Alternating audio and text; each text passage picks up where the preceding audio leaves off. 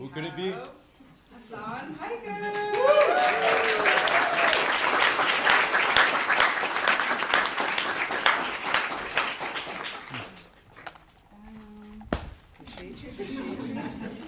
Born in New Brunswick, New Jersey, and raised in Istanbul, Turkey, Hasan Piker is an American journalist, producer, activist, and ridiculously entertaining political commentator. His honesty, personality, and deep understanding of the subjects that he covers makes him one of the leading political voices for millennials and Gen Z. An early adopter of the popular gaming and streaming site Twitch, Piker live streams daily to an average audience of about 30,000 viewers, making him #1 most popular for just chatting and commentary creator on the platform. His content has been featured in the New York Times, GQ, NPR, NBC News, Al Jazeera, CNN, Current Affairs, Mother Jones, Vanity Fair, Newsweek, Vulture, and Wired. Hasan was also named on Rolling Stone's top 25 most influential creators, the Hollywood Reporter's Creator A-List, and Time's 100 Creators. Piker's childhood in an increasingly authoritarian Turkey influences his desire to question authority and argue against an unjust status quo. He began his career as a journalist for the Young Turks, a progressive political news and opinion show, and has proven himself to be a leading figure in political news for the American left.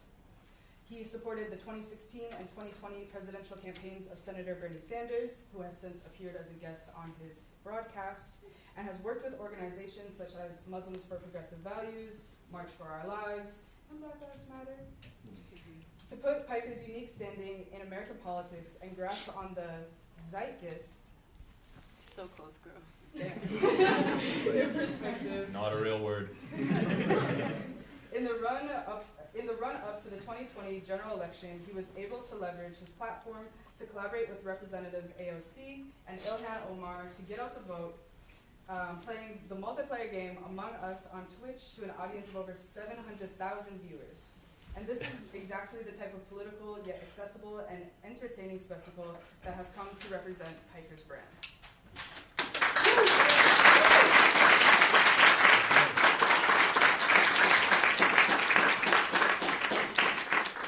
All right, thank you, Hannah, so much for those wonderful introductions. What up, chat? We're coming to you live from an undisclosed location. We're very, very excited to have world-famous streamer Clavicular here with us today.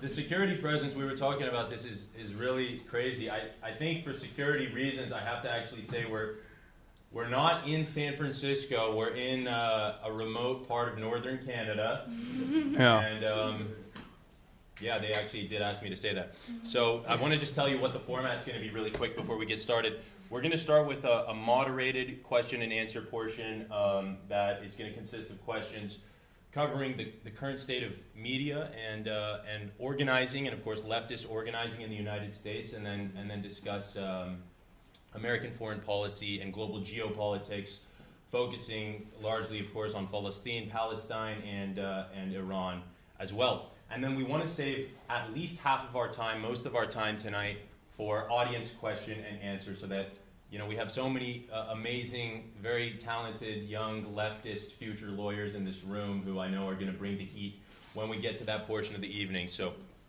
I will hand it to Kimia so that she can give us an advisement and get us started with the question and answer. Yeah, so I have a disclaimer that the use of university space doesn't imply acceptance or endorsement by the university and or the School of Law of the views expressed by any speaker or attendees. But honestly, it shouldn't either way, because this was fully organized by students and fucking for students.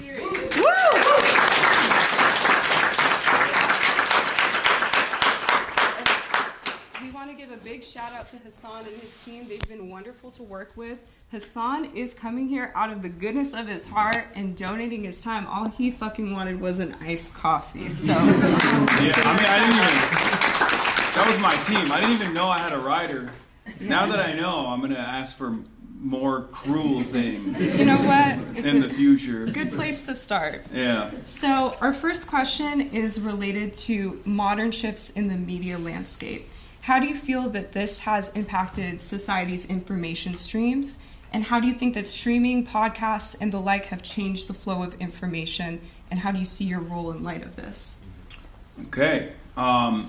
So I think it's both really good for obvious self-serving purposes, but also kind of devastating because we no longer have consensus reality. And I do think that the democratization of media has played a formative role in that. There are a lot of people who have no interest or investment in identifying the truth at all, and in many circumstances lean into biased narratives, biased frameworks, or just outright fabrications, right? And we saw a little taste of that during COVID. A lot of people were engaging in misinformation purely for propaganda purposes or from a very self-interested perspective to make themselves seem like an independent voice. And I think that there was a fissure in the way that we identify things, the way that we can communicate with one another in a way that I had never experienced before. And we haven't really truly recovered from that. But it's obviously also good because, let's be real, a lot of legacy publishers are invested in State Department upkeep, right? No matter how independent legacy publishers and mainstream media presents itself as, and every now and then there's brilliant investigative reporting that happens in these outlets, and they play a very important role in general that I will not discount. But when push comes to shove, when there is a certain narrative, especially a narrative around, let's say, a war that the American government is waging, a foreign adversary that we must disparage, a lot of these outlets almost in unison lean into specific narratives. We saw this obviously in the aftermath of October 7 with the way that the genocide of the Palestinians was covered, oftentimes directly operating as a stenographer not only for the American State Department but also for the Israeli government as well. And because of the democratization of media, because of free-flowing communication, and because of the courage and resilience of the Palestinians, Americans for the first time ever were able to learn the truth about an apartheid that at that point had existed for 75 years. And I don't think that would have ever happened. And now we're in 2026, 2.5 years after the fact, and there's been a massive attitude shift. I've been an anti-Zionist for the past 13 years of my professional media career and far longer beyond that, and I never would have thought that there would come a day where it was unconditional that most people, especially under the age of 35, but the majority of Americans, the majority of Westerners, would recognize the truth about what Israel was doing to the Palestinian population and would have a negative attitude about Israel and its actions in general. And I think that is a testament to what can happen when there are more media outlets that people are relying on beyond mainstream news resources. So there's the good and the bad. The role I try to play in this is that I'm a bit of a media demon. I love, I read a lot. I rely heavily on legacy publishers. I have a lot of great friends that work in these newsrooms as well. I've met a lot of brilliant investigative reporters throughout my career, and lean heavily into their reporting as well. And I wouldn't be able to do what I'm doing without them, regardless. Like without these major newspapers, because I don't have millions of dollars and thousands of employees around the world and different bureaus, and I can't send people out to cover certain leads, right? So I lean heavily into that work that they put out there, and try to walk people through the regular experience of consuming American media and Western media while holding their hand and trying to teach them media literacy from a very critical lens. The way I see myself, the way I see what I do, is I guess is a complementary relationship with existing publishers. I wouldn't say that about a lot of other independent outlets. Some are great. You have Zeteo, Drop Site News. You have people in the podcasting space, people in the live broadcast space like Majority Report and many others. But there is also obviously a lot of people who just kind of, how do I put this lightly, make shit up. Yeah. And just kind of lie or lean into biased narratives and disseminate a lot of misinformation. So a big part of what I do is also try to break down how misinformation spreads as soon as breaking news are unfolding. But I try to make sense of this chaotic media landscape. Is how I would describe what I'm doing. Well said, man. Unbelievably tall undertaking, right? Making sense of this chaotic media landscape, especially in this day and age. I really appreciate that perspective. Weighing the value of legacy media at a time where it's dying in so many ways, and how do you balance that with now all of these new alternate forms of media? And I think Palestine and the coverage of Palestine that you discussed is a great measure for how that landscape has shifted over the last 3 years since October 7th, 2023. And we're going to get into Palestine a lot more, but I have a question on the topic of the shifts that have happened in the media landscape, and how radical the shifts are. It's unbelievable to see legacy media and legacy media mediums entirely just be absolutely gutted. So thinking about streaming, your medium, and how it has blown up in the last few years and become this medium that has forced itself to be taken seriously because it's the number one place that so many people, especially young people, are getting all of their information. And where they're developing the access, exactly, and where they're developing their psychology and their worldview. And so I want to ask you about the nature of the streaming landscape, especially from the perspective of young boys, what some people call the manosphere, right? Why in this space is there such an overrepresentation of conservative voices from the political side, voices that are promoting really alt-right and ultra-conservative politics, but even streamers that are not political, like someone like a Clavicular, who is largely apolitical, but is promoting this incredibly grim and antisocial worldview, and is getting so many thousands of young boys and young men to watch that.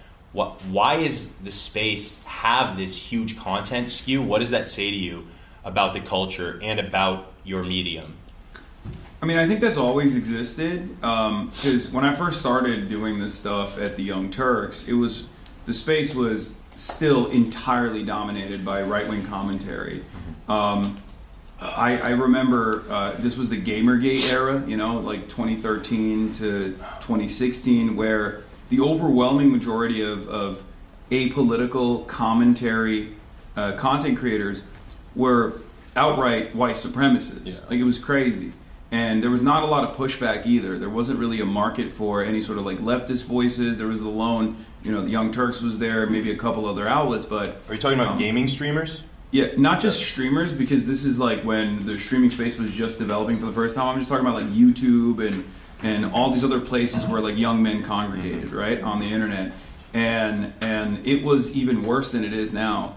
Ironically enough, it's crazy to think of anything worse than what it looks like right now in the media landscape, but it certainly was. I mean, you had out and about white nationalists, race realists, people like that would go on the Joe Rogan Experience, right? And Joe Rogan himself was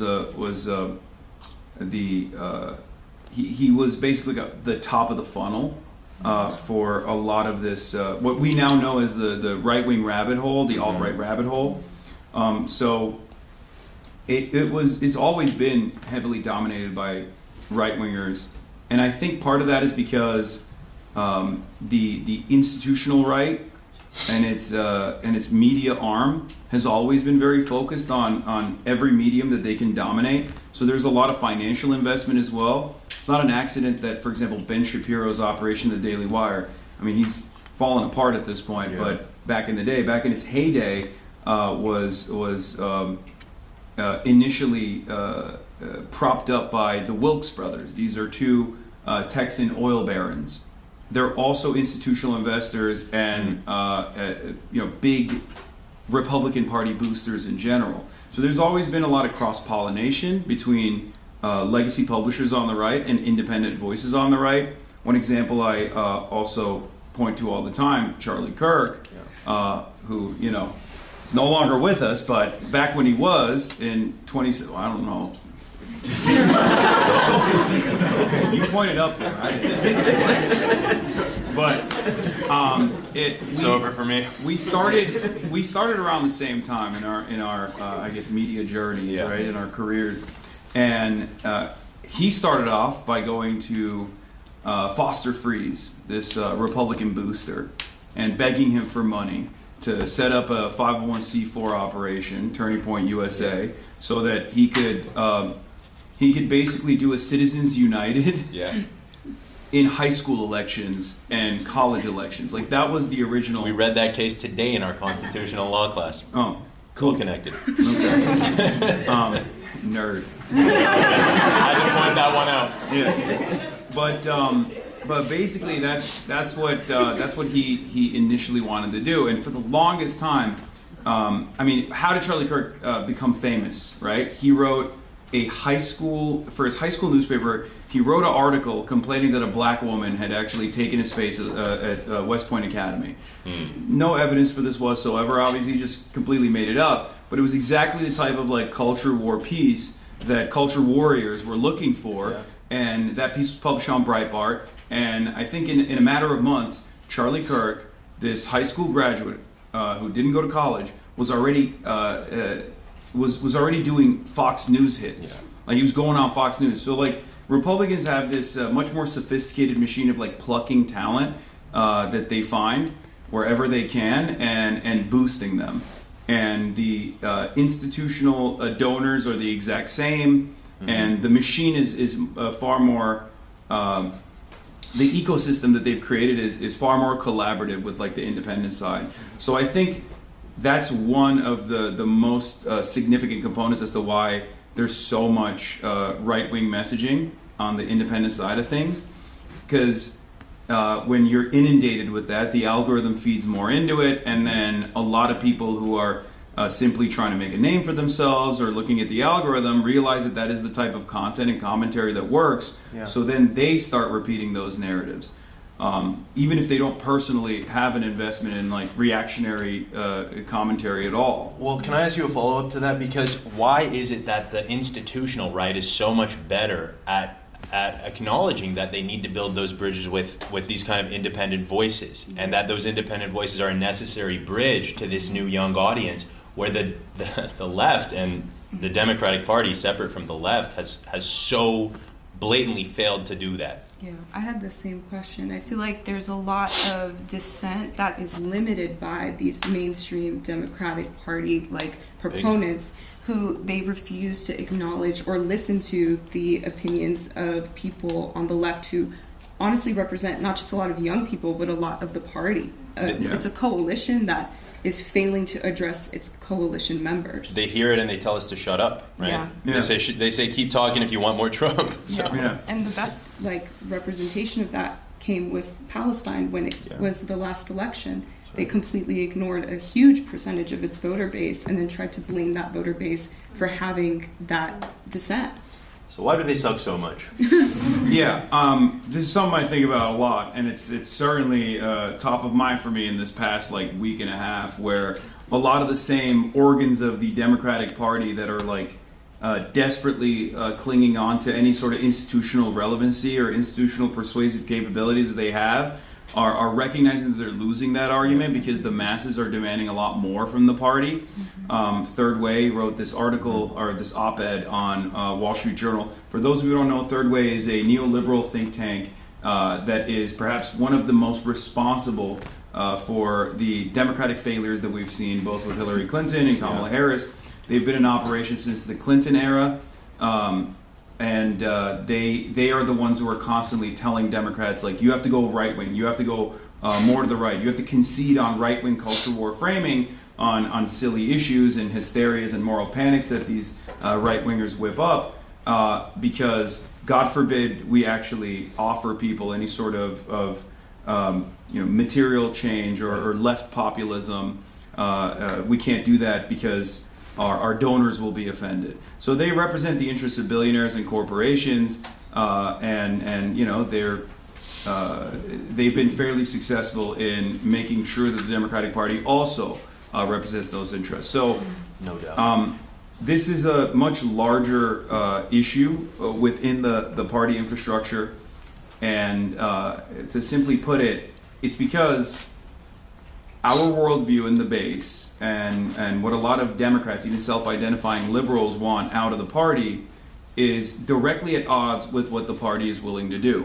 Because at the end of the day, and this is a little reductive, but it's a little reductive, but the Democratic Party and the Republican Party have an assortment of different corporate interests that they represent.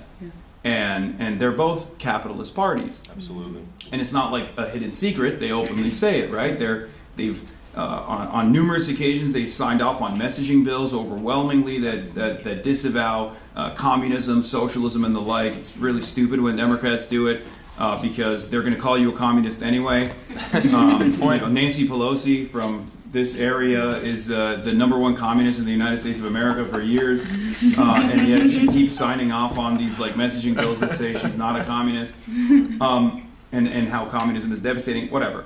But it's true. The Democratic Party is a capitalist party. They engage in what I call consensus politics. There's consensus when it comes to healthcare, for example. Healthcare must remain privatized. Now, if you were to ask the base of the Democratic Party, do you think healthcare should be private or socialized? The overwhelming majority would say socialized medicine. Yeah. Yes. Every other OECD nation has it. Why can't we have it? We're the wealthiest nation on earth. And even beyond the base of the Democratic Party, I think the overwhelming majorities of Americans would sign on to something like Medicare for all. It's part of the reason why Bernie Sanders was so successful and still is so popular. Republicans too. Yeah, Republicans as well. But there's consensus politics there. So the Democrats are actually antagonistic towards anyone that is willing to caucus with Democrats or self-identifying as a Democrat that is actively demanding Medicare for all, because that goes against their interest, because the politicians' interest is to remain in power, and in order to remain in power, they just sit there and collect checks from the lobbying arm of these assortment of corporate interests, and if they were to actually follow through on campaign promises that they make, that would require them to go against the wishes of their corporate benefactors, their donors. That's the primary constituency that they care about, not necessarily the actual voters, which is why there is this divergence between people like myself as a representation of the masses and their needs and their desires, and what the Democratic Party wants to communicate. And for the longest time, they've been able to gatekeep information. They've been able to gatekeep who gets to be ordained as a spokesperson for the Democratic Party, as a spokesperson that is representative of the voters as well, because you'd go on MSNBC, go on CNN, maybe you get a profile in the New York Times or whatever, but ultimately it was much easier to control the dissemination of information. It was much easier to whip the base into support, especially with harm reduction narratives, which is like the only tool that they have in the tool belt, which is technically correct. In theory, harm reduction is correct, but it is demonstrably a failure for driving out turnout and winning elections. And we've seen that with Hillary Clinton. We saw that with Kamala Harris. But at the end of the day, the reason why the Democrats don't have the same cross-pollination in their media ecosystem as the Republicans do is because no matter how far right you go, all the way to Nick Fuentes, right, all the way to white nationalism, like out and about white nationalism and racism, there isn't as much friction with someone like Nick Fuentes. There isn't much of a difference in the worldview with someone like Nick Fuentes and what he represents versus someone like Donald Trump, the current president. As opposed to someone like myself, obviously I'm not making a moral equivocation here between myself and Nick Fuentes, contrary to what the Jewish Insider That's what people expected you to do. Yeah. if you ask Third Way and all of the other centrist right-wing Democrats and what they've been writing, I'm exactly like them for some reason. Indiscernible. Yeah, but I am antagonistic to the way that the Democratic Party wants to the way the Democratic Party wants to present itself, and it's not for electoral purposes. It's simply because they don't want to overpromise and offend their donors. Yeah. That's the real reason. Because I truly believe that if Democrats were, for example, leading on the issue of Israel, right, which is what the base wants, it's a 90-10 issue. If every single Democrat was responsive to the needs of their base of support, every single Democrat would be out and about being like, we have to cut off all aid to Israel right now, tomorrow. We have to punish Israel. We have to make sure that Israel's punished for committing a genocide. This is heinous, a heinous crime, and we have to bring Israel to heel. That's the argument that the base wants from the Democrats. And yet, if you were to look at the actual party, the representatives, the senators, they don't represent the interests of the base at all. It's 90-10 on the opposite direction, where 90% of Democrats are still trying to figure out a way to communicate on this issue without offending donors, without offending the previous sensibilities on this issue. And to your point, they give us the exact same thing that the Republican Party gives us. So your point about Nick Fuentes and the equivocation between you and him is very well taken, because it's very true. It comes down to class, right? A guy like Nick Fuentes is saying very different things than you are, but you're appealing to people who have the same ultimate interests and whose enemy is a common one, which whether they think it's the Republican Party or the Democratic Party, it's the same enemy that represents the same interests, which are diametrically opposed to you, regardless of whether you wear a red hat or I stand with her t-shirt, right? So I want Kimia to be able to take I was like, it and where are you move on. going with that? It's class. No, I agree 100%. I think another thing, like going off of this, is talking about like the success of Zohran Mamdani's campaign in New York. Obviously, you were a supporter of his. You were there when he was elected. I think progressive politics took a shift and wanted to basically take a lot of what was successful from that campaign and distill it into theirs across races in this country. We see it happening here in San Francisco. We see it happening in many other races. There was a big social media aspect to his campaign, obviously. Well-produced videos that were catered to young people, running around doing things like subway takes and every different like social media influencer show under the sun. But he also went out and spoke to people. Do you think that Zohran's success is able to be replicated in other places, or do you think it's because of his charisma and unique policies? And what can the left do to get more Zohrans, not just say that they are Zohran?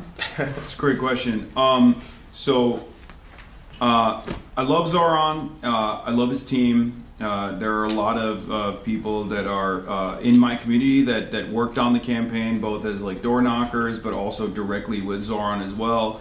And I'm afraid I'm going to have to say that it wasn't just the social media. And they're the first to admit that as well. I mean, they're brilliant. They're super talented. But the reality of the matter is, it wasn't even like unique to Zohran's charisma. I mean, he is charismatic. He's very affable. He's a wonderful guy. He's a real schmoozer, right? No, I'm telling you, like 100%. He makes you feel very special. And I'm sure that that's how he was able to rizz up Donald Trump as well. But he's not, like, I mean, he has a lot of talent.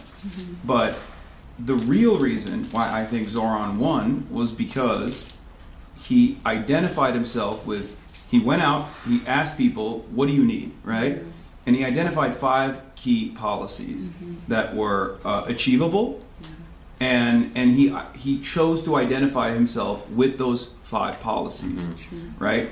And he set that standard. And he said, I am going to materially improve your lives. And here's how I'm going to do that, right? And that is, in some ways, that should not be unique at all. But unfortunately, in this day and age, in American politics, that is the most unique thing. It's one I've been trying to get other politicians on board with for years at this point. So I was very excited when I first met him. I was like, 'cause he was doing exactly what I've been demanding other politicians do. But that was the main reason why Zohran Mamdani won. It's great that he's following through and doing sewer socialism, showing what competent governance is supposed to look like, what responsive governance is supposed to look like, and build confidence back not only in the party but also be a movement leader in that regard to make people more comfortable with the idea of like a socialist elected, to no longer be fearful of that moniker. Yeah.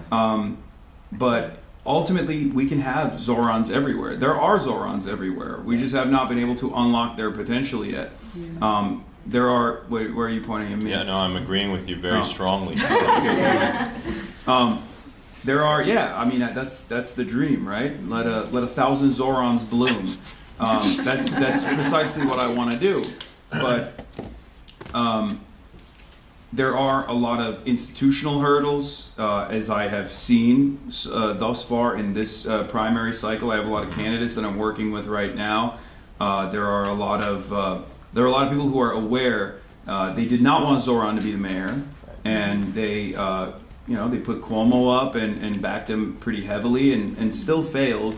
The way I see it is a lot of Democratic Party donors were never really fearful of Zohran failing, like winning and then failing and then being a national figurehead for the Democratic Party that the Republicans would use to attack the rest of the Democrats. That's the way they presented, right? No, they were afraid that he was going to be successful, and then the base was going to be like, why don't you do that? Why don't Daniel Lurie? Why aren't you like Zohran? What the fuck are you doing? Is the question. What the fuck are you doing? Nice connect. He's selling us down the river is what he's doing. No, but that's what I mean. Like when people see that, when people see Zohran Mamdani doing another one of his videos, and he's like, "I'm filling all the potholes in the city. Isn't that awesome?" And then people look at the potholes that exist everywhere here. They're like, "Well, why can't you do that? He's doing it in New York." Because Lurie's at the new opening of some really bougie coffee shop, talking about we're so happy that the 9th location has opened. Or the new Taco Bell Cantina. New Taco Bell Cantina. You can get a boozy, slushy Baja Blast. That's a great point, man. I mean, think how crazy it is, though, that what you're describing that Zohran did, and that you're trying to get other candidates to do, is just have an actual policy platform. Yeah. That's what we're saying. Like, just to give us tangible policies that work for us, that allow working class people to live lives of dignity, and have access to the basic requirements to survive in this late stage capitalist world that we're living in. And it's like it's fantastical to say please have a policy platform. I want to move now to talk about something that you touched on earlier, actually, which is the state of objective truth in the present day. I think we're living increasingly in a post-objective truth era, which started largely during Trump's first campaign. I remember in those days there would be like these really outlandish lies that would get peddled. Like I remember Kellyanne Conway coming out and talking about a Bowling Green massacre, for instance. And it was a humongous story, and there was huge outcry, like how could this person who's a high-ranking official in Trump's team just completely make something up? And now in Trump's second term, almost 10 years later, we're slapped in the face with lies that are that bold on a daily basis, and we're completely desensitized to it.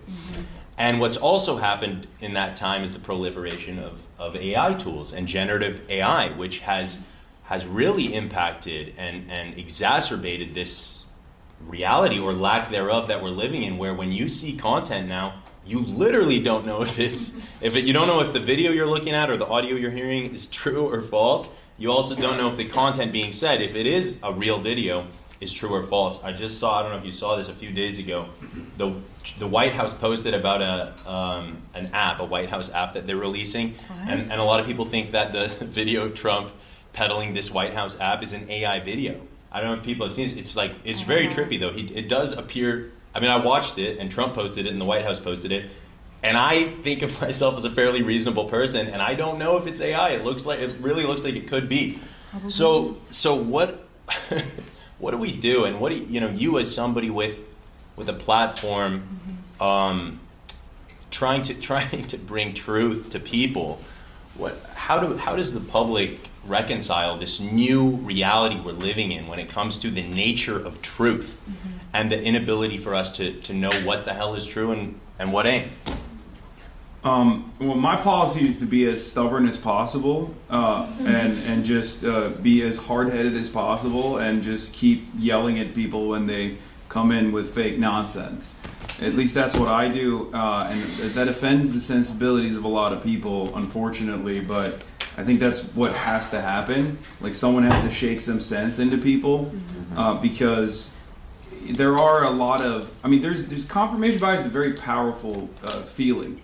So a lot of people will lean into confirmation bias and will look at things that correspond to however they feel about the world, and will assume that they're real and won't check it. So one of the things that I try to educate people on is, like, if there's a narrative that feels too good to be true, you should be extra skeptical of that and really confirm whether or not it actually is true, right? I mean, we saw an example of this with the quote-unquote fake assassination of Benjamin Netanyahu. For like the past month, there's been a lot of chatter on whether or not Benjamin Netanyahu is dead. Is he dead? And What do you think? no, he's not dead. So I don't know, bro. But that's what I mean. It's like a lot of people I haven't are seen it. casting, and they think like, oh, it'll be, it's.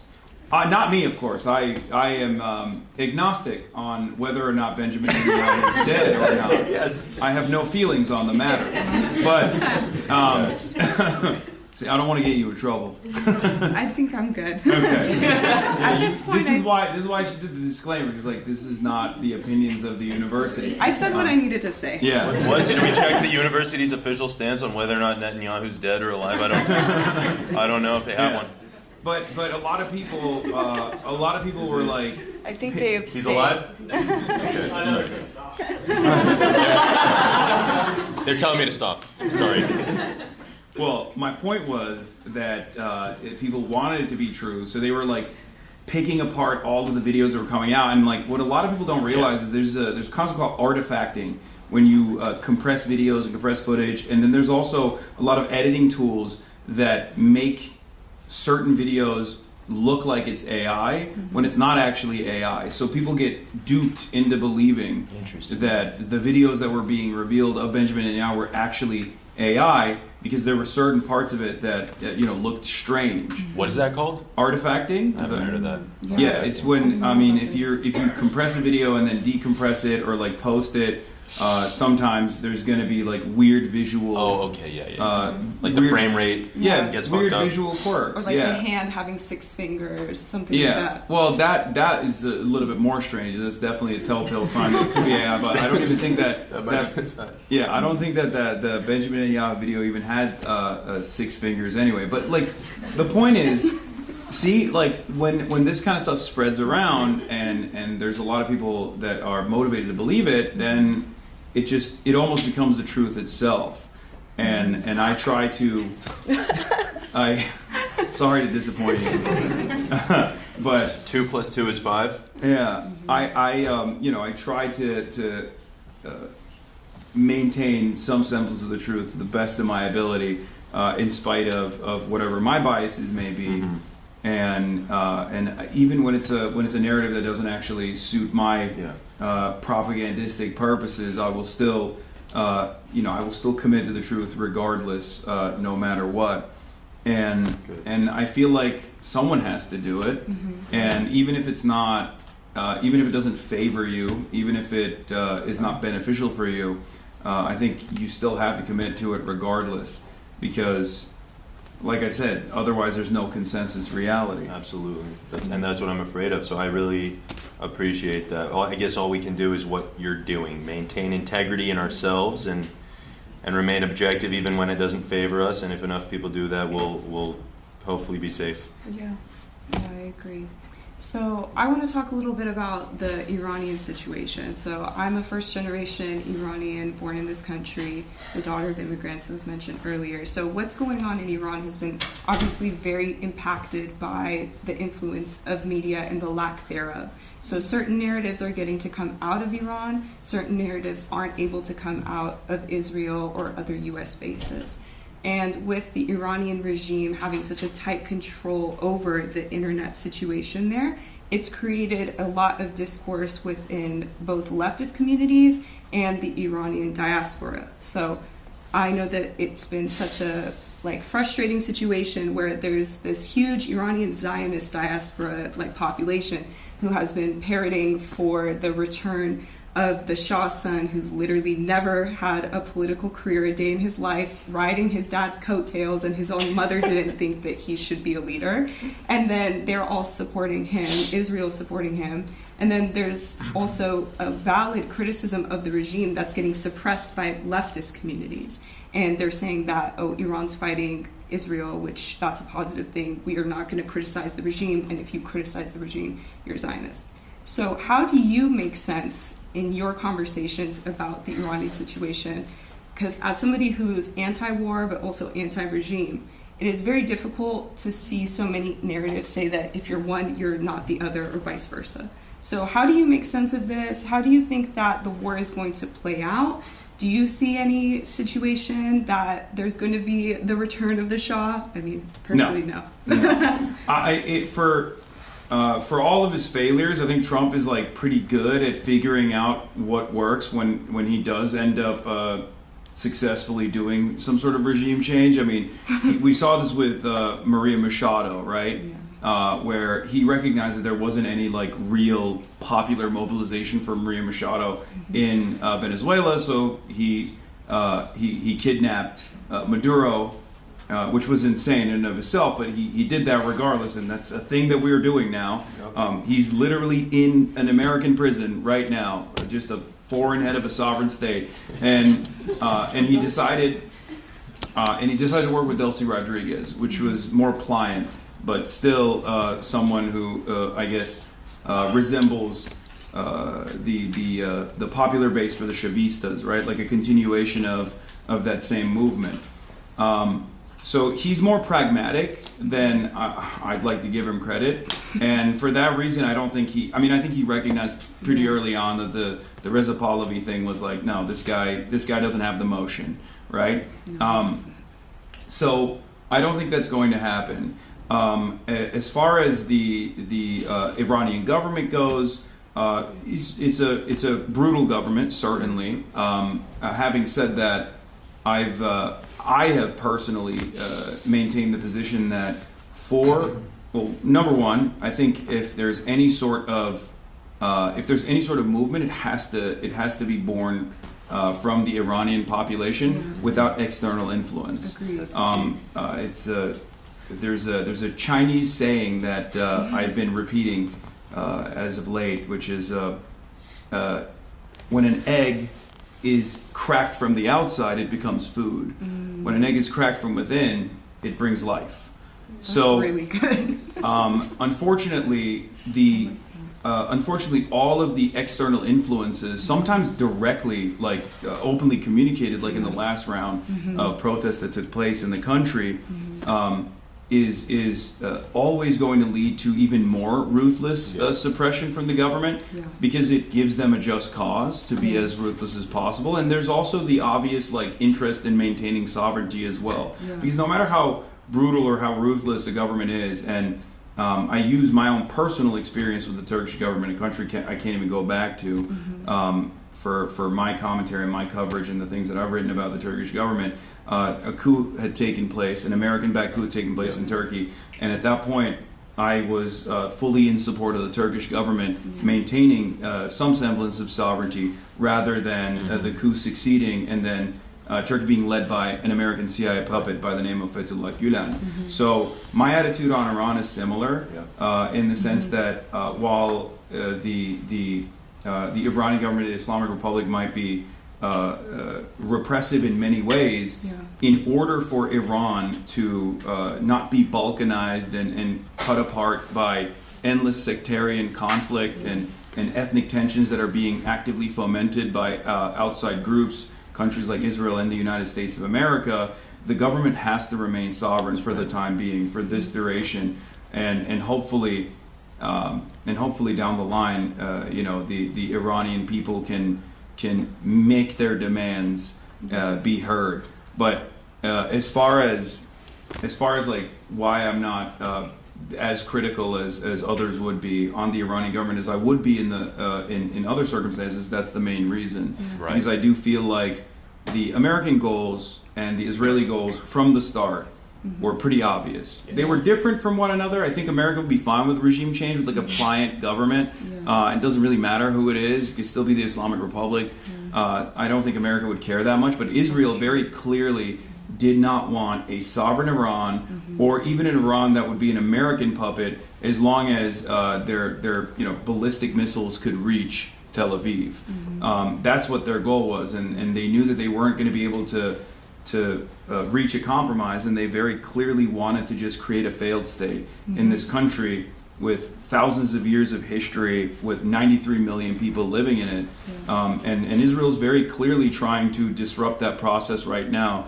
Every time Donald Trump comes out and practically begs for an off-ramp before immediately turning around and being like, we're going to destroy Iran. Because every now and then, like, you'll hear him be like, oh, they really want to do a deal with me, which is Trump speak for, I really want to do a deal with you guys, please. This Strait of Hormuz thing is really messed up. Israel will go and like assassinate another figure, or they'll blow up a desalination plant and like greatly go up the escalation ladder. And I think there's a purpose for that, and that's because they don't want any talks to happen, and they want this to continue. They don't care if the Gulf is diminished. As a matter of fact, that actually benefits them, right? And they just want to bring about complete destruction and complete chaos in the region because Iran, for all of its faults and failures internally, for all of its domestic problems, has been a sovereign force in the region that has shown time and time again that it has the capabilities of pushing back against Israel, and that's their sole primary sovereign concern. force. Yeah. Right, and there's no other force. I share your perspective entirely on the Iranian regime as a Palestinian who's seen this play out time and time again. It's shocking to see the American public buy into this narrative again that maybe America can go in and save Iran and save the Iranian people. So I'm with you. It's disrespectful to the sovereignty of other nations, and it's this American hubris and arrogance. We tried it in Iraq, we tried it in Afghanistan, and many other places, and many other places too. And Libya. so it's just horrible to to support. And you have to be able to, I think, compartmentalize, as you say, your qualms that you have with the existing regime, with also the knowledge that history has proven that America toppling said regime will result in way more destruction and chaos and instability for the local people that will then last for generations to come. And the biggest irony for me is every critique that the American public, white liberal people have about Iran and why it's so important that we go in and provide freedom for these Iranian women, you could make the exact same critique about the American government. Yet the concept of suggesting that Iran should come in and liberate America is science fiction. So I want to ask about Palestine now, if that's okay. And we do want to move to audience questions, so we'll do that as quickly as we can. But we have one question about organizing from the perspective of Palestine. I am Palestinian. We have a beautiful contingent of Palestinian delegates here with us as well. And in 2023, after October 7th, I was part of a coalition of activists in San Francisco that we were doing so much work to try to raise awareness and do what groups all over the country and all over the world were doing, going out and organizing huge marches and rallies that had literally dozens of thousands of people turning out. But one of the things we did was we advocated to the local board of supervisors in San Francisco to pass a resolution condemning the Israeli military offensive on Palestine, that iteration that began on October 7th. And it was successful. We had the Board of Supervisors pass a resolution that at least called for a ceasefire. This was before anyone in the world was calling it a genocide. So the bar was lower, but it was in early December of 2023, and San Francisco, because of that work that we did, became the first major city in the U.S.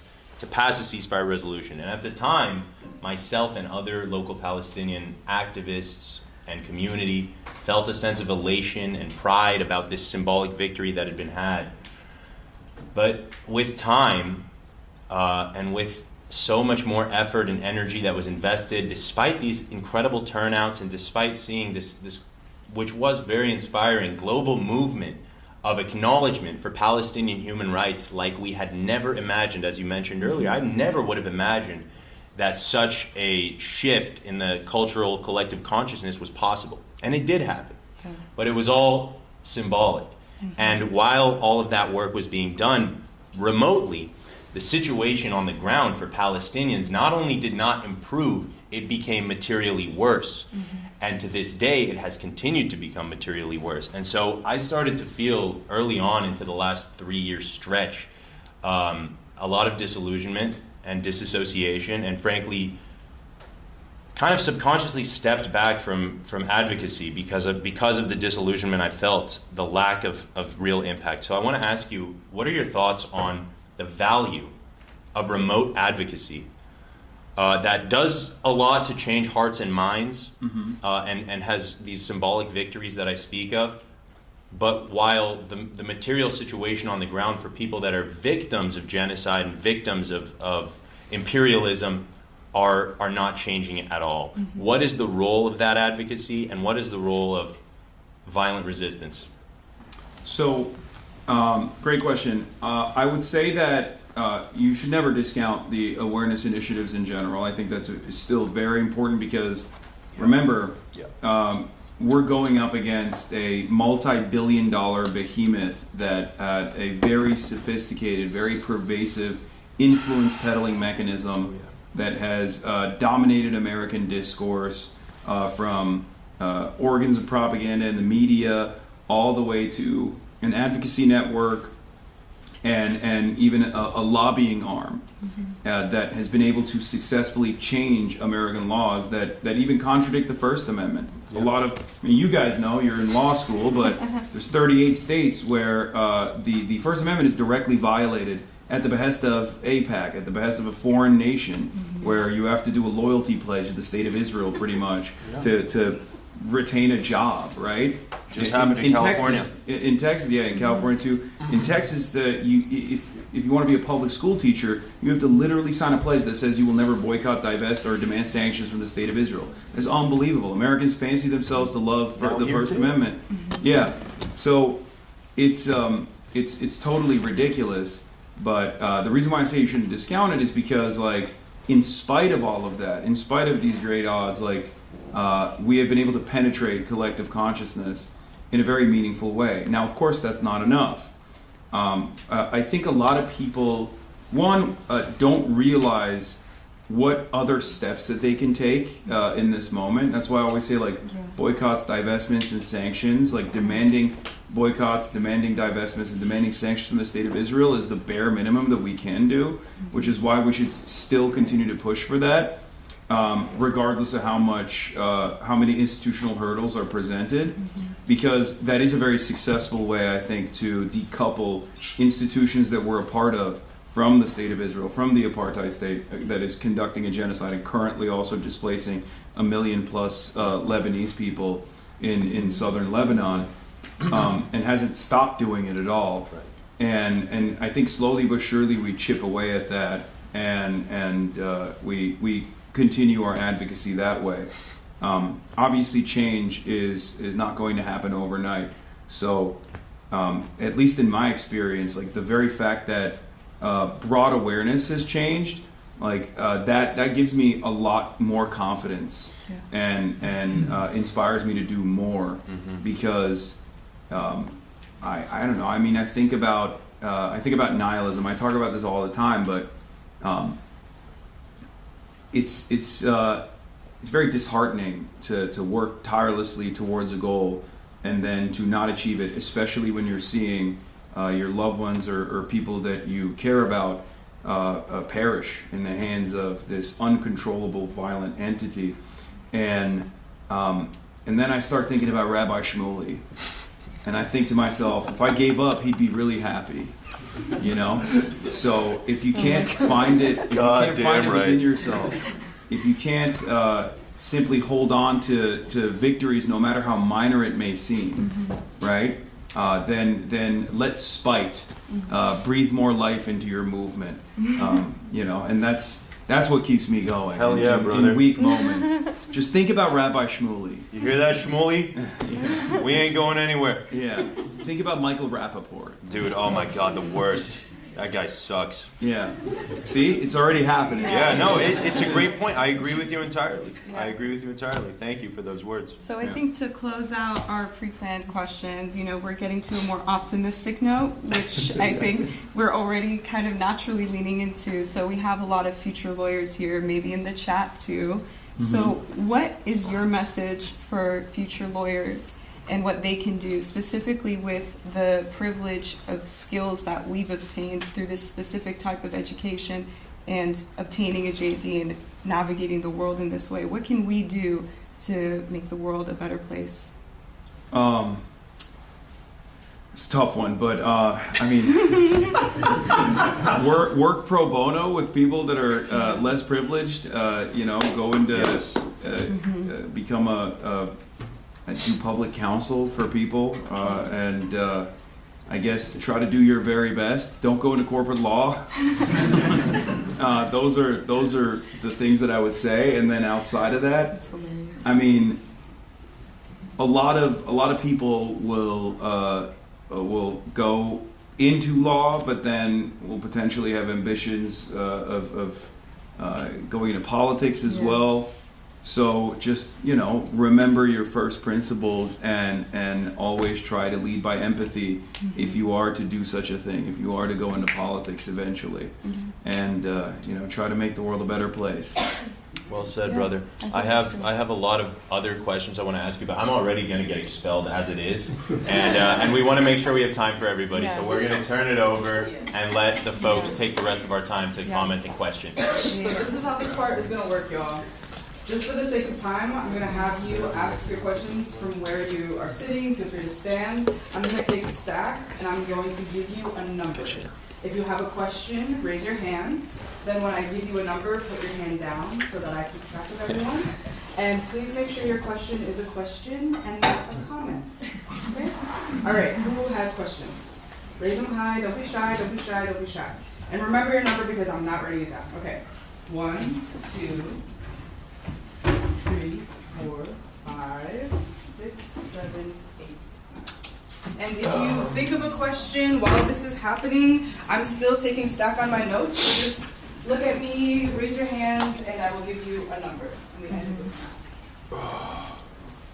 that. Yeah. Hi, I'm Shada. Something that I really believe in is education rehabilitation. It's something that you preach for a while now. And but this is like something that is like very rare when there has been a rise in cancel culture and in like performative progressiveness. And this has led you to be called like anti-Semitic, racist, homophobic, transphobic, sexist even. And I was just wondering, why do you think that that's the response to label someone to try to completely discredit who they are or their platform? I think, well, as far as like why people call me those things, it's because they can't actually argue against the positions that I advance on moral terms, so they have to disparage the messenger instead. It's a common tactic. It's a very cynical one, but it does actually have a lot of success. Why does it have a lot of success? Because Americans have a very draconian culture. We're very punitive people in general, and I think that attitude carries itself into our daily lives as well. We don't believe that people have the capacity to change, even if we know people that have changed, even if we have changed ourselves on certain positions, right? But I think that's what it is. We're constantly seeking to punish people. We have a little cop in our brains at all times, and I always tell people that to try to kill the cop in your brain to stop behaving in that way. But I think that's what it is. Thank you. Who is number 2? I'm gonna pass around this little thing so we can hear you. So my name is Ruben. I am involved with Association of Law and Political Economy. We're a national organization of legal professionals with the focus on applying a leftist analysis to the law. Admittedly, I'm kind of asking this question to kind of plug them. I see that. Yeah, if you're a leftist in law school, join. But I think a lot about, the first they came for the communists, and I feel like once it gets to that point, once they've manufactured enough consent to come for the communists, it's too late. We're fucked. And so I think it's really important for the left to, inextricably embed themselves into community as much as possible. We see with every election, there's a lot of power in being the guy that people want to grab a beer with. So I guess my question, but at the same time, we should be unmistakably leftist. So I guess my question, the two questions is, can we cultivate that idea that we are members of the community, or is leftism too radical to be members of non-political communities? Second, can we force them to televise the revolution?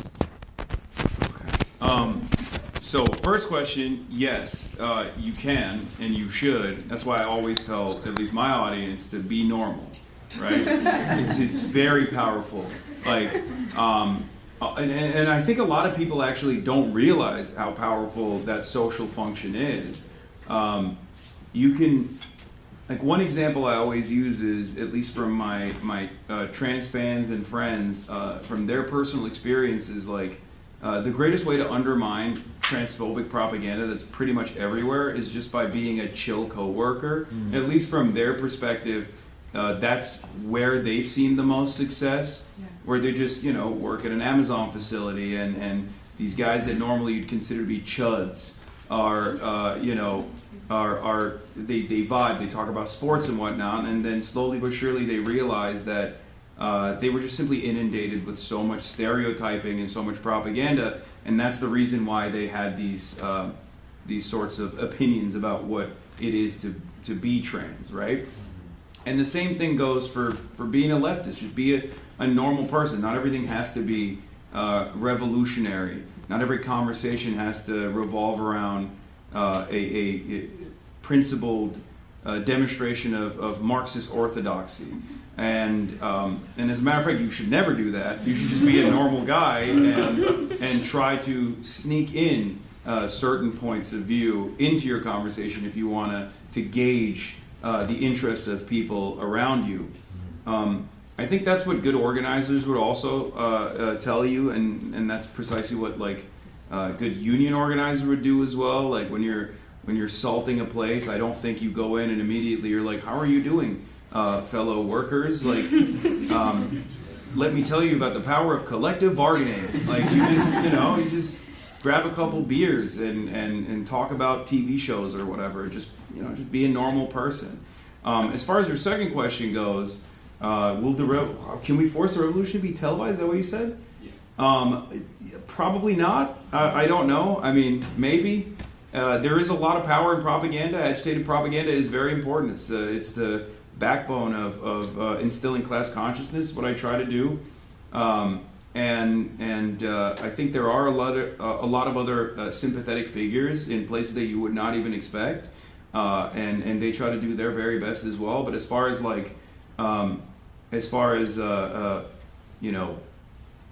television and mainstream culture, it's still heavily propped up by capital owners. So I guess if you make good content that makes them money, they don't care. And you can maybe at best hope for that. But as far as institutionalized socialist messaging coming from the likes of CNN, Communist News Network, I don't think that's going to happen anytime soon. Who was the third question?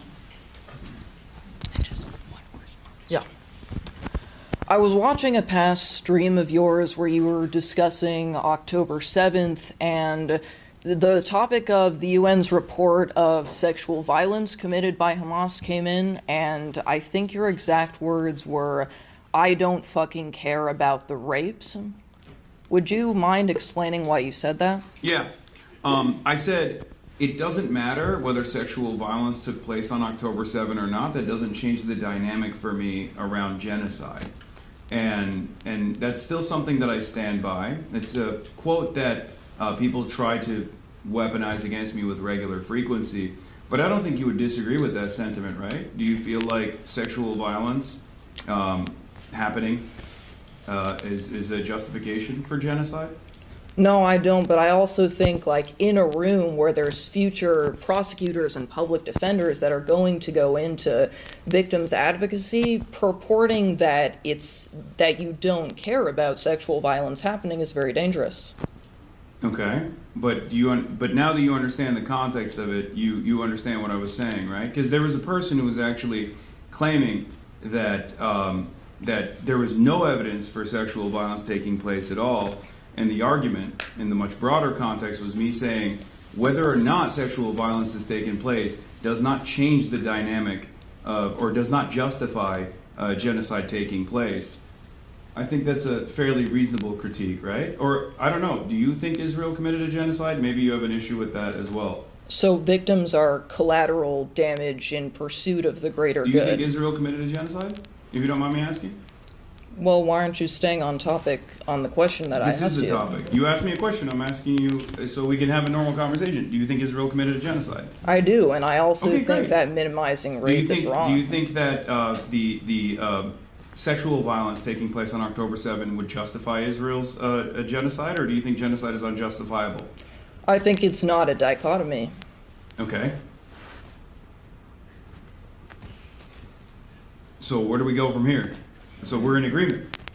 I thank you for your explanation. I just wanted to know why you said that you did not care about rape Okay. victims. So. Do you feel like I explained it thoroughly? Yeah, thank you. Okay, no problem. That was beautiful to witness. There's hope, guys. Only one question. Hi, I'm Daniel. Nice to meet you. Nice to meet you, Daniel. As someone who, I'm Iranian and Jewish, my family had to leave because of the Iranian Revolution. And like a lot of on my mother's side, a lot of my mother's family are all Zionist. They, for some reason, have this larger connection with Israel than they do their own country. And it's something that my sister... very close to Beverly Hills. Yeah, I'm from LA, so yeah. It's like my sister and I have talked about it so much, especially with like that side of the family, and trying constantly to convince them that like their thinking is wrong. And I guess my question is generally is just like, at what point do we say like you're just hopeless, I can't deal with you anymore, versus like I'm gonna still try to like convince you of this, in my opinion, just fact that like what they're doing is just objectively horrible and wrong. That's a great question. I think I have a policy of never giving up on people, and but I also, like I said earlier, try to commit to being normal as well. So sometimes those two things are at odds with one another. And what I would suggest is to stay in contact with your loved ones and your relatives, and just like try to avoid that topic, or maybe slowly broach into that topic every now and then. Just check in with them to see where they're at, because as the situation changes, it becomes increasingly more obvious that Israel has no emancipatory interest in like liberating the Iranian population at all. I think your relatives are probably going to have to make up their minds on this, or maybe change their opinion on this, but some might not.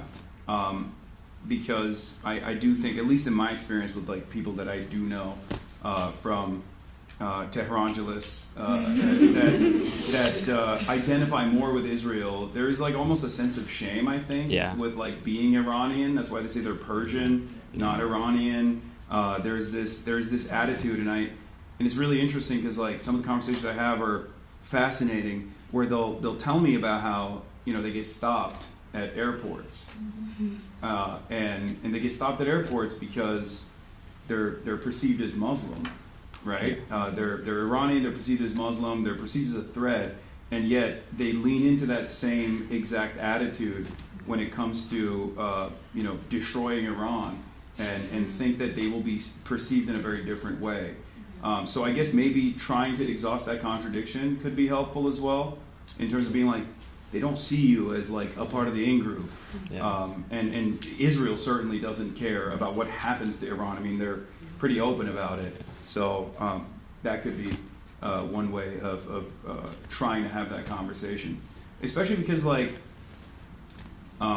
whether you identify as Persian or Iranian, it doesn't matter. Like there is still thousands of years of culture in this country, right? And I'm sure there's a lot that they identify with regardless, and having, like watching these like world-renowned, very important cultural monuments get bombed out with American weapons, with Israeli weapons, is hopefully going to change their perspective a little bit, even if they don't necessarily care about people dying, I guess. Thank you. Hi, Hasan. Thanks for coming. I'll keep it short. So, if there's anything that we've seen recently with the No Kings marches, it's that there are a large population of Americans who are willing to go out and fight for something, but it seems that we continue to fail to understand that people don't really shape history as much as the times shape what we're doing. That doesn't make that much sense. But I guess my question is, how do we get America at large to stop focusing on the individual and start focusing on the system? Because there'll always be a Trump, there'll always be a Netanyahu somewhere if we continue to have these systems that, breed them, immensely quickly. Yeah. Again, it goes back to American cultural attitudes. This is the most individualistic country, one of the most individualistic countries out there, and this is a byproduct of that for sure. America, I think, is the perfect proto-capitalist nation, even with like Manifest Destiny. Before heavy industrialization, there was like constant land expansion, constant domination of the indigenous population. It was so perfect for it was such a perfect country for capitalism to manifest in. And of course, those cultural attitudes have not gone away. Having said that, however, I think there is great discontent right now. As someone who has attended these No Kings protests, from what I've seen, from very unlikely backgrounds, very unlikely demographics, is the shared resentment that we all have, not only for the Republican Party, not only for the reactionary forces, but also for a shared mutual discontent towards the Democratic Party and its ineptitude. So I think that is a wonderful opportunity for organizing. So leaning into that instead of disparaging it, and trying to get these people to organize and to come back to community events and create objectives for everyone. And sometimes those objectives are born out of necessity, like we saw in Minneapolis. Again, people from all different backgrounds, all different ages, got together and immediately participated in Neighborhood Watch, and they did see tremendous success. They were able to successfully purge ICE and ICE operations and immigrant removal operations from Minneapolis, not because the local electeds were actually fighting back. They were actually disastrous, but because the neighborhoods were fighting back. So there's definitely an opportunity to organize there along shared interests and mutual objectives that we all have. It's just many Americans don't have the language and the political education to communicate these desires, to know what they could potentially do. And that is because for decades now, all matter of labor organizing has been thoroughly defanged, and on top of that, any sort of radical political organizing has also been destroyed as well. I mean, it's literally illegal to be a labor union leader and be an avowed communist, right, in this country. Again, another violation of the First Amendment, right? I mean, you guys know this better. I don't know. I'm not a lawyer. Right? You're on point. So, there is it's a very successful class war that billionaires, millionaires, capital owners have waged against the working class in this country.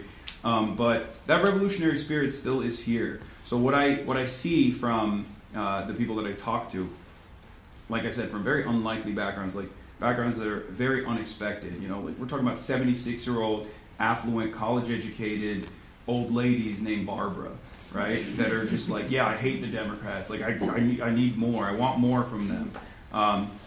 You know, we need to figure out a way to organize with those people as well, and to talk to those people as well, because they're there. They just don't. They don't have a productive outlet. And that is by design. We've destroyed all of these productive outlets, these mechanisms of pressure, these mechanisms of pushback. So it's on us to rebuild them. It's on us to engage in political organizing and then engage with the masses as well, who might self-identify as liberal, but actually have a lot more, a lot similar ideological goals to someone like yourself. Fantastic. Thank you. Do I speak in this or what? Or just speak? Okay. So, yeah, so because you mentioned Citizens United and Breitbart, that both have Steve Bannon at the heart of them. And much of how Citizens United became how old money has transformed into new money, especially through $3 trillion in stimulus over the last 15 years. You know, there has been, the country went from having 100 billionaires to, in 2000 to 1,100 billionaires by 2025. And so how do you think the country should be taught the reality that we are undoubtedly no longer a free market country? We are, you know, not necessarily the same capitalist country we've been. Our government and private corporate sector is like Lowry and Sam Altman are currently. Yeah. I mean, I think that a lot of people have that mutual discontent towards the unimaginable wealth disparity that exists in this country, because they see it. It's impossible not to recognize it. And I guess, like, in my experience, what I've found success is in communicating this reality is by showing people alternatives that exist out there, depending on who you're talking to, right? For someone who might be afraid of more non-white countries and their versions of governance. One very reliable example you can point to is a place like Norway, for example. Like Norway is a social democracy, but it has nationalized its entire extraction industries. There's a far greater wealth redistribution in the country. Now, a lot of that is changing in Scandinavian countries as well, because obviously social democracy is not enough. And the same capital forces, as long as they exist, are always going to try to destroy any sort of labor organizing and you know, create the same exact late-stage capitalist system that we exist in here in the United States of America, but showing viable alternatives from countries that they might be more sympathetic to is a good starting point for people like that. But like I said, I think it's undeniable. I think the contradictions are worsening to such a degree that it is virtually undeniable that you don't actually have to read Das Kapital to understand that this system is just fundamentally broken. You know, so what you just described as far as like the number of billionaires going from 100 billionaires to 1,100 billionaires is proof enough as it is. So that's a pretty good starting point for that conversation. Also, they make it pretty easy, billionaires, I think. I mean, they're so weird. I mean, Sam Altman is just like, he's a weird guy. You can just be like, look at this weird guy. Do you feel like this guy or Elon Musk actually worked 1 billion times harder than like a school teacher in Oklahoma making $35,000 a year, and then having to do Uber at night so that they can have disposable income so they can buy fucking school supplies for their children that they're teaching. Like, this is a ridiculous fucking system that we existed, you know. And yeah, Elon Musk and people like that make it a lot easier too, because everybody hates him, and he's always so desperate to get people to like him. So he's always in public. If I was a billionaire, I'd be like, Elon, what the fuck are you doing? Just go to an island. Like, that's what we all do. We go to islands. What is this? Why are you constantly in public, jumping around and you know, trying to win admiration from the public? You're giving the game away. You're not doing shit. You're tweeting all day. Everybody knows. Fucking up the vibe. He got $500 million from Obama's stimulus package too to start Tesla. Hi, I was just wondering if you can expand on your trip to Cuba and the media blockade in Cuba. The what blockade? The media blockade in Cuba. The media blockade? There isn't really a media blockade. I don't know what you mean by that. Like, do you mean like the government is like not allowing Just information? the lack of coverage on yeah. on Cuba. Yeah, I mean it's exactly what I was talking about earlier, as far as you know, the American media playing a very important role in propaganda that is in line with the State Department's interest. For 60 plus years, the American State Department's goal has been to destroy Cuba for having a successful revolution, which originally was a national revolution, an agrarian revolution, a social revolution, and then it turned into a socialist revolution. But you know, since the Eisenhower days, we propped up Batista. He was a brutal tyrant. He tortured a lot of people, and the Cubans decided to fight back against that, develop autonomy, and develop sovereignty in the country. And there were a lot of vested financial interests in the island, sugar plantations. It was a placeholder for a lot of money. We parked a lot of assets there, and you know, the American government didn't like that. They didn't appreciate that there was this island 90 miles off of our coastline that decided to live out their own destiny and their own desires. So what do? We decided we're going to implement a ruthless sanctions regime and try to make it virtually impossible for this island to engage in any sort of commerce and develop at all. Luckily, at the time, the USSR was around, and they, you know, picked up the slack. But since the 90s, obviously, the situation has gotten a lot worse. The blockade itself, like seeing it in action, seeing the implementation of the blockade, with my own personal experience at first, having to get an OFAC clearance from the Treasury Department just to travel to an island that's 90 miles off our coast, was fairly ridiculous. Learning about all the arbitrary restrictions that the American government places on American citizens that are traveling to Cuba was also kind of shocking.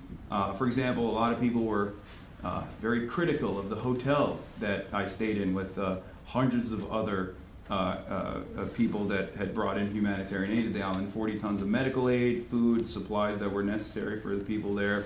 Everyone was like, oh, you're staying at a 5-star hotel. Yeah, I was staying in a 5-star hotel because the American government has made it illegal for me to stay in any other hotel. There's only 4 hotels in Havana that American citizens can stay in. How ridiculous is that? There's thousands of hotels on the island. You can only stay in 4, okay? What's the reason for that? They claim that the other hotels are owned by the Cuban government technically, and therefore you're funding and facilitating a state sponsor of terror by, you know, going and staying at a government-run hotel. But the laws around it are so crazy that if I were to stay in any hotel I wanted to as an American citizen, which is my God-given right, I could come back to the United States of America, and the penalties are 10 years in prison and $250,000 in fines that I would have to pay if I stayed in any other hotel than the hotels that they had designated as safe. It impacts every facet of Cuban existence. It renders commerce impossible. You can't take out any loans whatsoever if you want to start a business. The island is also reformed its economy quite a bit. in the last couple of years especially, and yet it's virtually impossible for like private commerce to happen anyway on the island because, like I said, it's impossible for them to get a loan. I'll take it one step further. Some of you might not know this, but if you go on Venmo or PayPal right now, and if you were to send a friend of yours $10 or any amount of money, and then in the description you wrote, Cuban funds or Cuba Libre or anything like that, your account, both of your accounts would get suspended. I'm going to do that right now. Isn't Okay. Cuba Libre also a drink? Yes. Not only that, but also if you are a Swiss national who's also on Venmo or PayPal, and you're communicating with an Italian national also on Venmo or PayPal, and you do that same thing, they also get banned nonetheless, even though these two countries have no animosity towards Cuba at all, even though these countries have consistently voted at the UN General Assembly since the 90s to end the American blockade, to end the American sanctions regime. And yet, because these are American companies, they have tremendous power over what people can and can't do, and abide by these totally arbitrary, totally ridiculous restrictions. And there's obviously a lot more impactful aspects of the blockade as well, but its design is meant to be invisible, so that Americans can turn around and say, the reason why Cuba is suffering is not because of some blockade that you made up, some sanctions regime that you made up in your mind, but it's actually because of communism. And the real reason, of course, is that they don't want Cuba to be a sovereign country, and they don't want Cuba to thrive so close to the United States of America, and make sure that it's consistently punished, and make sure that the people are consistently suffering, so that anytime anyone gets any ideas about like socialized medicine, for example, or anything that American capital owners consider to be dangerous communism or socialism, you can always point to Cuba and be like, see, they're suffering. They tried it, and that's why they're suffering. Now, of course, there's really damaging aspects of it. It's obviously worsened significantly since Donald Trump came out and decided to do a full oil blockade, making it impossible for the island to receive any oil whatsoever. The only allowance for oil on the island is twofold. One, Guantanamo Bay, our torture facility on the island of Cuba that we've owned in perpetuity. If you're in Guantanamo Bay, you're an American citizen that's working on the base. You got McDonald's there, you got all the latest cars, they ship all of that there, and they consistently ship diesel and oil to Guantanamo Bay as well to make sure the lights are on at the torture facility. The other allowance for oil on the island is private businesses, like the hotel that I was staying at, which is precisely the reason why when the entire city block and the entire city grid goes out, and there's no energy for the actual normal functions of the city, which includes hospitals as well in certain instances, the only places that do have electricity are the hotels that the American government is sending oil to, or other American government is allowing other countries to send oil to. They've basically forcibly created class friction, class antagonism in this country that's run by a communist party. And it is by design. They want to create enmity amongst the masses that will turn around and say, my hospital is out of energy, but that hotel right there, that hotel still has electricity. The government is allowing the hotel to have oil and gas. The government is not giving, the government's not allowing me to have electricity in my house, and my food is spoiling. And there's mixed results. I would say, from all the conversations that I had. I think a lot of the Cuban youth, all they've known is poverty born out of this blockade. And of course, you're going to blame your government for it. And you're going to assume that it's because of the government that you've only experienced poverty. And then you look to Miami, so close to the island, and you think, oh, there's so much prosperity. They got big-ass cars over there. They got gold chains. They're living large in Miami, and they don't see Skid Row, and they don't see all the poverty. So they develop this attitude. But for the most part, I think a lot of Cubans are like, even if they have criticisms, they're very aware that they don't want to be turned into an example. They don't want to be turned into an example that is used against the country itself. So they're somewhat restrained in their criticisms. And most people still carry some semblance of that revolutionary spirit in every facet of their lives. I talk to doctors. I ask them, like, straight up, I'm going to play the role of a dumb American here. Like, you work for $17 a month, so why do you do it? And the doctor was like, what do you mean? Like, I'm saving my people. Like, this is not for money at all for me. No matter how hard life gets, like, you know, I'm doing this for all the people that I love. I talked to an academic who's responsible for electrifying the Cuban energy grid with photovoltaics, and she was so thrilled that as an academic she was able to bring life back to the energy grid with her work, to be able to work with all these other organizations within the government and allow Cubans to have a moment of respite in these rolling blackouts.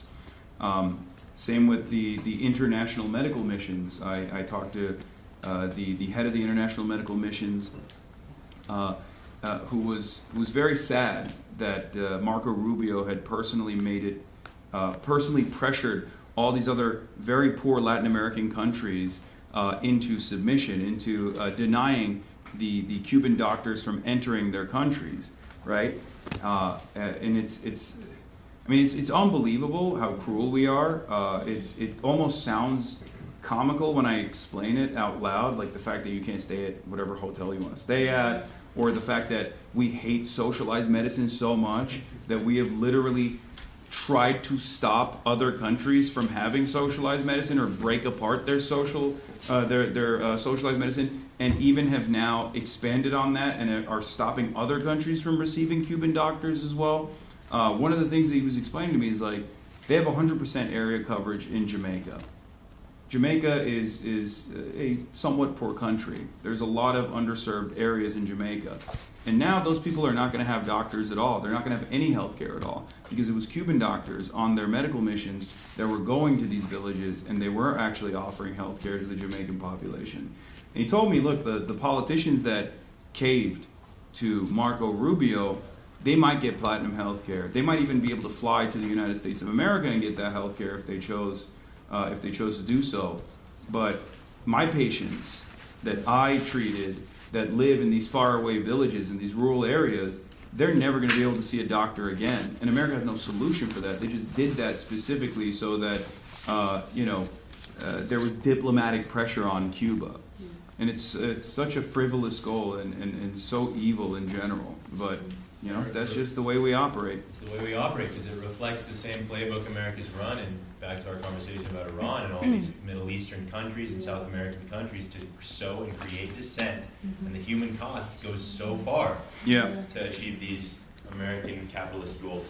So I think we have time for just one more question quickly. Henry, no pressure. Hi, I'm Henry. Thanks for coming. I had a question about messaging, specifically towards people around 30 and under who felt disillusioned or just apathetic towards politics these days. I feel like I've been personally really frustrated with that group of people that I know who have become like that. I'm just curious how you think collectively we can get those people back involved, especially as things just go more towards the fan.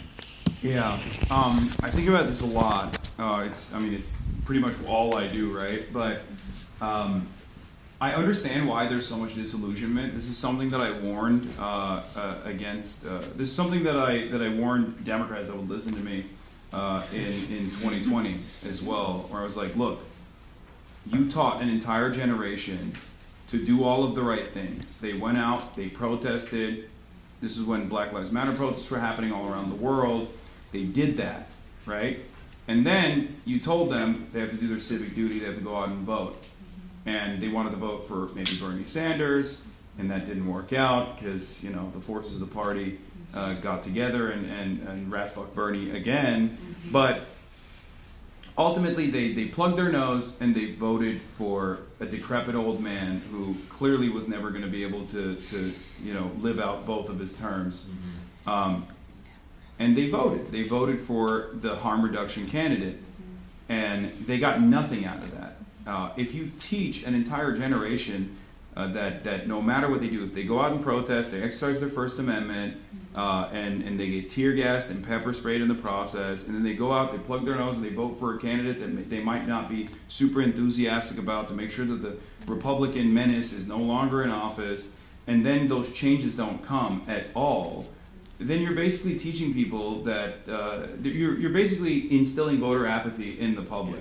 You're telling people that their voices don't matter, right? And maybe that's by design. Maybe the Democratic Party likes it that way, right? Maybe they think they can win elections with harm reduction narratives or eke out marginal victories as long as they can lean into how horrible the Republicans are at the end of their term every 4 years.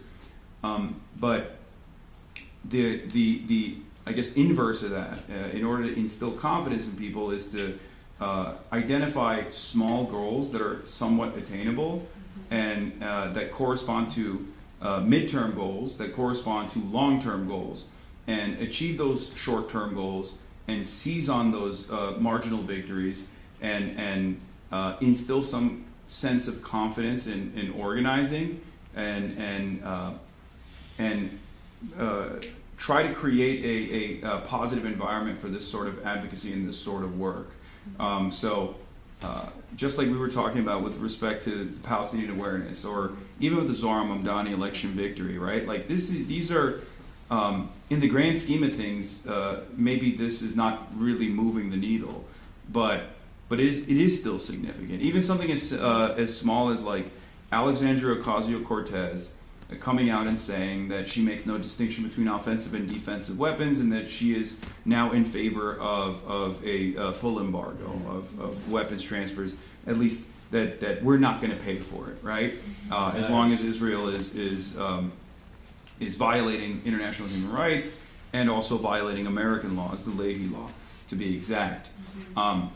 That might come across as like a marginal victory that is inconsequential in the grand scheme of things, or too little too late. And I know in many respects, I understand when people say stuff like that, but it is actually quite impactful, because now there's a new bottom. Like now there is, for progressives all around the country, the permission structure has expanded. Now there is a new bare minimum that you can lean into, that you can demand from your politicians. And it's up to us, once again, to make those demands. It's up to us to communicate those desires and to hold politicians to account. And little by little, as long as we seize on those victories and remind ourselves that change is not going to happen overnight, and these seismic shifts that are necessary are not going to come about spontaneously, that we have to make it happen. We have to be the people that force that change to happen, and lean into those small victories. Little by little, we can expand on that, and at least that's how I try to maintain revolutionary optimism and not succumb to nihilism. Well said. Well, on that note, y'all.